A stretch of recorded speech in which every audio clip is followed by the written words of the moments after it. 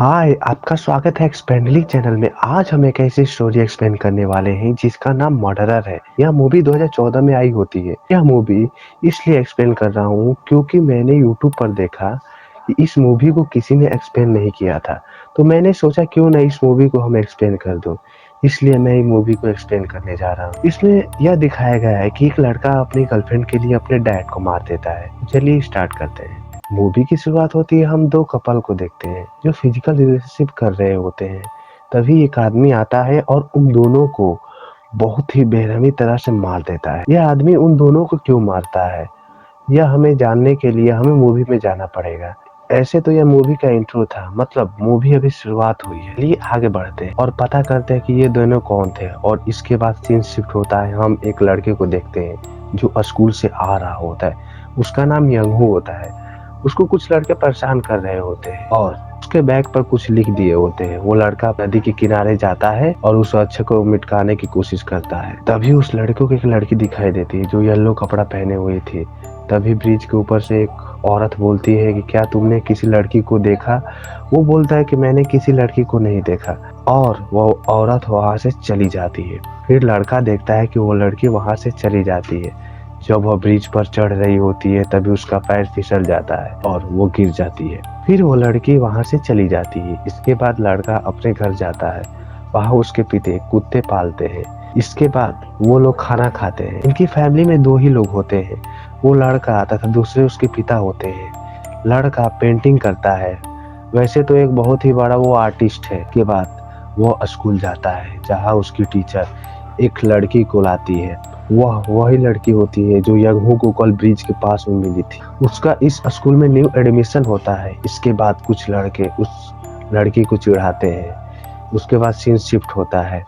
हम देखते हैं कि वो लड़का यंगहू ब्रिज के नीचे देखता है तो वो लड़की होती है। वो लड़की बोलती है कि क्या तुम मुझे चिढ़ाने आए हो। वो लड़का नहीं बोलता है कि मैं तुम्हें चिढ़ाने नहीं आया हूँ। वह लड़की बोलती है क्या तुम मुझे पतंग उड़ाना सिखा सकते हो। वो लड़का उन दोनों बच्चों के पास जाता है और पतंग मांगता है, लेकिन वो लोग नहीं देते। तभी लड़की आती है और कुछ पैसे देती है, जिससे वो लोग मान जाते हैं और पतंग उड़ाने लगते हैं। वैसे तो उस लड़के को पतंग उड़ाना नहीं आता। वो पूरी कोशिश करता है लेकिन पतंग उड़ा नहीं पाता। उसके बाद वो अपने घर जाता है। वो अपने पिता से बोलता है क्या मैं वो कुत्ते वाली बांधने वाली चेन ले सकता हूँ।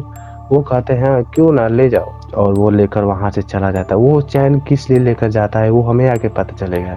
फिर हमें स्कूल का सीन दिखाया जाता है। वहाँ कुछ लड़के मिलकर उन दोनों को परेशान कर रहे होते हैं और यंगहू को मार रहे होते हैं। तभी टीचर आ जाती है और कहती है, टीचर अपनी कैबिन में लेकर जाती है और बोलती है कि अगर तुम्हें कोई चिढ़ाए तो बोल देना कि मैं एक बहुत ही बढ़िया आर्टिस्ट। उसके बाद तुम्हें कोई नहीं चिढ़ाएगा। उसके बाद हम उस लड़की जेसू को देखते हैं जिनके पेरेंट के रिलेशनशिप सही नहीं चल रहे हैं। उसका फादर दूसरी औरत के साथ रहते हैं, इसलिए उसकी माँ बहुत ज्यादा ड्रिंक करती है, मतलब नशा करती है। उसके बाद वो लड़की ब्रिज के पास जाती है जहाँ उसकी मुलाकात उस लड़के से होती है, जहाँ वो पतंग उड़ा रहा होता है लेकिन पतंग नहीं उड़ पा रही थी। इसके बाद हम कुत्ते को बांधने वाली चैन को देखते हैं, जहाँ वो नीचे उतरने के लिए लगाया होता है जिससे नीचे उतर सके। वो लड़की नीचे उतरती है और कहती है कि मेरी फैमिली में कोई मुझे पसंद नहीं करता, मैं फैमिली वालों को भी पसंद नहीं करती। और वो कहकर रोने लगती है और लड़का भी रोना लगता है। तभी उसके बाद एक हवा का झोंका आता है और पतंग उड़ने लगती है और बहुत वो दोनों खुश हो जाते हैं। उसके बाद सीन शिफ्ट होता है और हमें दिखाया जाता है कि वो लोग एक साथ स्कूल जाते हैं। उसके बाद ब्रिज के नीचे वो लोग आते हैं। तभी यंगहू उस लड़की को एक फोटो देता है जो उसकी पेंटिंग होती है,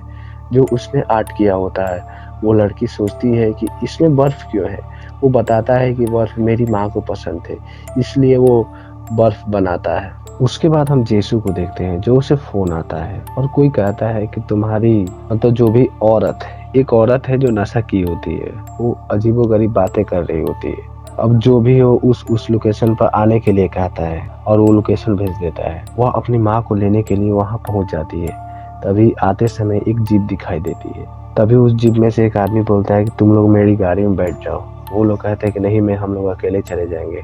तभी वो बोलता है कि मैं यंगहू का पिता हूँ। वो दोनों जीप में बैठ जाते हैं। तभी जेसू को एक आर्ट दिखाई देता है और पूछती है कि यह आर्ट कैसा है। वो कहता है कि यह यंगहू ने बनाया है, वो मेरे लिए अच्छा अच्छा पेंटिंग बनाता है। क्योंकि जेसू के साथ एक एक्सीडेंट हुआ था और कोई आदमी उसे मारने की कोशिश कर रहा था, लेकिन वो बच जाती है। जब वह बेहोश थी तभी उसकी आँख खुलती है और वो एक पेंटिंग देखती है और इसलिए वो हमेशा डाउट में रहती है। जो वो पेंटिंग देखती है जब उसकी आँख खुलती है तो उसमें एक फैमिली की पिक्चर होती है और उस पर बर्फ का चित्र बना होता है, एकदम वैसे ही जैसे यंगू ने अपने पेंटिंग में बनाया होता है। वो पता करने के लिए चल देती है। तभी यंगू के पास जाती है और उसे पूछती है कि क्या तुम्हारे फादर कौन सी कार रखे हैं।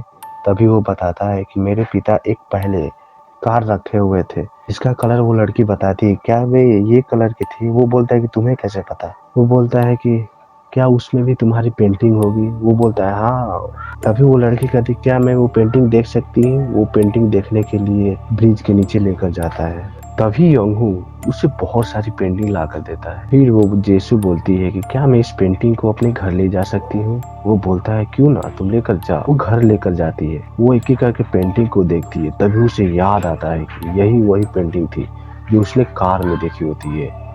तभी वो रोने लगती है।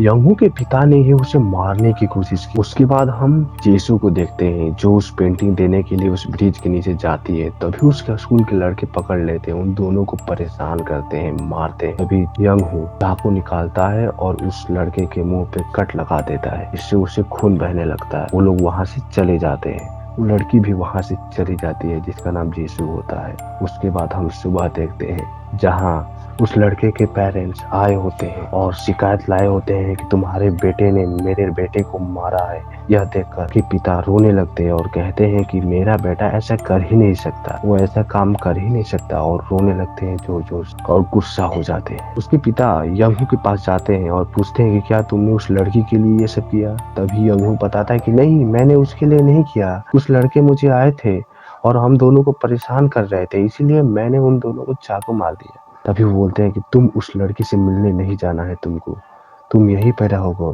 मैंने मना किया था कि झगड़ा नहीं करना है, तुमको चुप रहना है, कुछ भी हो जाए चुप रहना है। तुमने फिर भी झगड़ा किया। फिर उस जगह पर जाते हैं जहाँ वो लोग ब्रिज के नीचे बैठा करते थे और वहां से कुत्ते की चैन निकाल लेते हैं और उस लड़की के पास जाते हैं और बोलते हैं कि कोई घर पर है। लड़की देखती है वो यंगहू के पिता है, डर जाती है, चाकू ले लेती है, गेट पर जाती है, डर कर चाकू फेंक देती है। अभी यंगहू के पिता देख लेते हैं और समझ जाते हैं कि यह वही लड़की है जिसने यंगहू के पिता ने उस लड़की को कुछ साल पहले मारने की कोशिश की थी। वह उसे इसलिए मारना चाहते थे क्योंकि जब वह एक आदमी को मार रहे होते हैं तभी जैसू ने उसे देख लिया और वह पुलिस को ना बताए, इसलिए वो उसे मारना चाहते थे। वो डर गए थे कि कहीं उनकी पोल ना खुल जाए और वो अपने घर जाते हैं। यंगहू फोन करता है और ऐसी जोर जोर से रोने लगती है। यंगहू पूछता है कि क्या हुआ, तुम रो क्यों रही हो। तभी जैसी बोलती है कि तुम अपने जाकर पिता से पूछो कि वो क्या कर रहे हैं, क्या मेरे पिता ने तुमको मारने की कोशिश की। तभी वो फोन काट देती है। तभी उसके पिता घर आते हैं और तोड़ने फाड़ने लगते हैं और उसका मुंह देखकर यंगहू डर जाता है। उसके बाद सीन शिफ्ट होता है। हम यंगहू के पिता को देखते हैं जो एक कार में बैठते हैं और कहीं जा रहे होते। तभी उनका पीछा करता है और रात का समय होता है जब यंगहू के पिता ने किसी दो लोगों को मार रहे होते। यंगहू के पिता को यह आहट सुनाई दी। वो दौड़ कर देखने गए। तभी यंगहू वहां से भाग जाता है और जेसू के घर चला जाता है और वहां छुप जाता है। उसके बाद सुबह होती है, मैडम से मिलता है तो पूछती है क्या मेरे अंदर पिता का खून है। वो बोलती है कि हर लड़के के अंदर उनके पिता का खून होता है। इसके बाद हम रात में देखते हैं जब यंगहू अपना हाथ काट रहा होता है। वो अपना हाथ काटने की कोशिश कर रहा होता है ताकि अपने पिता का खून निकाल सके, लेकिन ऐसा नहीं कर पाता। अगली सुबह कुछ लोग जेसू को परेशान कर रहे होते हैं। तभी यंगहू आता है और उन दोनों से फाइट करने लगता है। जब मैडम आती है तो यंगहू वहां से भाग जाता है। जेसू ब्रिज के नीचे जाती है तो देखती है कि उसकी फोटो फटी पड़ी है। वो देखकर रोने लगती है। वो सोचती है कि यंगहू उससे गुस्सा है। इसके बाद हम यंगहू के पिता को जो जेसू को देख रहे होते हैं और उसे मारने की कोशिश कर रहे होते हैं। तभी उसके सामने यंगहू आ जाता है, उसकी गाड़ी के सामने खड़ा हो जाता है और गाड़ी में जाता है और अपनी फोटो निकालता है और तोड़ देता है। उसके बाद वहां से चला जाता है। जब रात होती है तो हम देखते हैं कि यंगहू अपना हाथ काट रहा है ताकि अपने पिता का खून निकाल सके, लेकिन ऐसे करने में वो कामयाब हो जाता है। इसके बाद हम देखते हैं कि उनके पिता मेंटली डिस्टर्ब हो चुके हैं। वह अपने आप से ही बातें कर रहे हैं और बोलते हैं कि तुम फिर से आ गई। और हमें यहाँ पर एक रियल स्टोरी पता चलती है। यांगू के पिता ऐसा क्यों थे और उसकी माँ मरी क्यों। यांगू के पिता कहीं काम के लिए जा रहे होते हैं कुछ महीनों के लिए। तभी उसकी माँ पूछते है कि आप कितने दिनों में आ जाएंगे। वो बोलते हैं कि 1 महीने लग जाएंगे। उसके बाद वो वहां से चले जाते हैं। यांगू की माँ उसके बाद दूसरे आदमी के साथ संबंध बना रही होती है, जो हमने मूवी की शुरुआत में देखा था। तभी उन दोनों को बेरहमी से मार देते हैं और उसी के बाद वो मेंटली डिस्टर्ब हो गए। उसके बाद सीन शिफ्ट होता है और हम देखते हैं मैडम और जेसू को, जो यंगहू को खोज रहे होते हैं ताकि वो स्कूल क्यों नहीं आ रहा है। वो देखते हैं कि यंगहू अपने घर नहीं होता और वो लोग वहां से चले जाते हैं। उसके बाद जेसू यंगहू को देखती है जो भाग रहा होता है, उसका पीछा करती है। यंगहू मैडम से मिलता है और उनका गला काट देता है, उनका खून चूसने लगता है किसी ज़ॉम्बी की तरह। उसके बाद जेसू वहां आ जाती है और उसे रोक लेती है और वो बोलती है कि तुम मैडम का खून क्यों चूस रहे हो। वो बोलता है कि मैं इनका खून इसलिए चूस रहा हूँ ताकि मैं अच्छा इंसान बन सकूं। उसने हाथ काट कर अपने पिता का खून बहा दिया ताकि उनकी बुरी आदतें वहां से निकल जाए, लेकिन ऐसा नहीं होता। और वो अपनी मैडम का खून इसलिए चूस रहा है क्योंकि उनके अंदर एक अच्छा खून भरा हुआ है और वो इसलिए वो खून चूस रहा है। लेकिन यह तो गलत है। के बाद हम देखते हैं जेसू और यंगहू वहां से भाग जाते हैं। तभी वहां पर पब्लिक इकट्ठा हो जाती है और उस बॉडी को देखने लगती है। तभी यंगहू के पिता उन दोनों को देख लेते हैं। यंगहू के पिता जेसू को मारने के लिए खोज रहे होते हैं ताकि उसे मार सके, इससे उनके बेटे को भी छुटकारा हो सकता है। वो उन दोनों का पीछा करते हैं। वो लोग बहुत ज्यादा भागते हैं, जंगल जंगल भागते हैं, लेकिन उसके पिता उन दोनों को नहीं छोड़ते और लास्ट में उन दोनों को पकड़ लेते हैं। जेसू को गला दबाने की कोशिश करते हैं, लेकिन वो ऐसा करने में नाकामयाब हो जाते हैं।